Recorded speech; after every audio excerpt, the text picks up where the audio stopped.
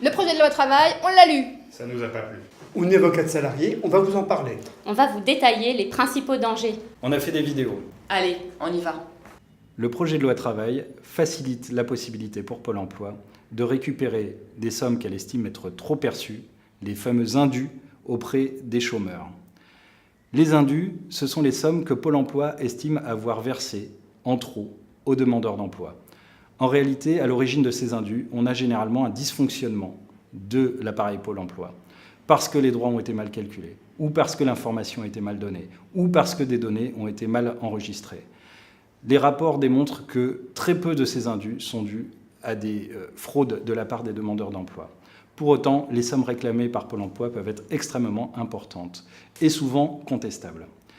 Grâce au projet de loi travail, Pôle emploi va pouvoir aller prélever directement sur les allocations chômage des sommes dont elle va elle-même fixer le montant.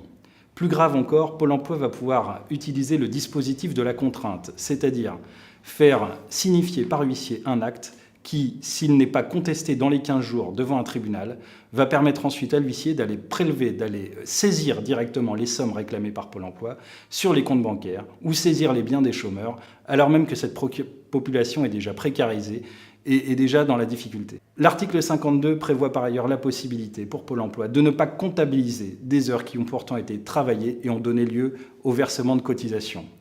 Lorsque ces heures seront déclarées avec retard, pour des motifs qui peuvent être divers, et la plupart du temps qui ne sont pas dus à la faute du demandeur d'emploi, Pôle emploi va pouvoir ne pas comptabiliser ces heures et ne pas les prendre en compte pour le calcul des allocations chômage qui seront ensuite versées aux demandeurs d'emploi.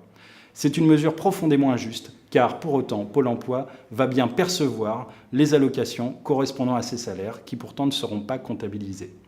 Ainsi, le projet de loi travail comporte des mesures graves, des mesures de régression, qui précarise une population déjà fragile, celle des chômeurs, celle des demandeurs d'emploi. Rien ne justifie ces mesures, car elles ont pour objet de contourner le contrôle du juge et la validation du juge pour la fixation des trop-perçus. Jusqu'à présent, Pôle emploi s'était octroyé la possibilité de le faire sans passer par des textes. Le Conseil d'État a retoqué Pôle emploi. Le Conseil d'État a indiqué à Pôle emploi que pour récupérer les trop-perçus, il fallait passer par le contrôle du juge. C'est la garantie de l'application d'une bonne justice.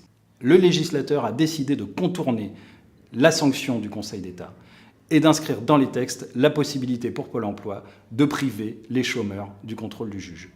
Ces mesures ne se justifient pas, ces mesures sont précarisantes et nous en demandons l'annulation.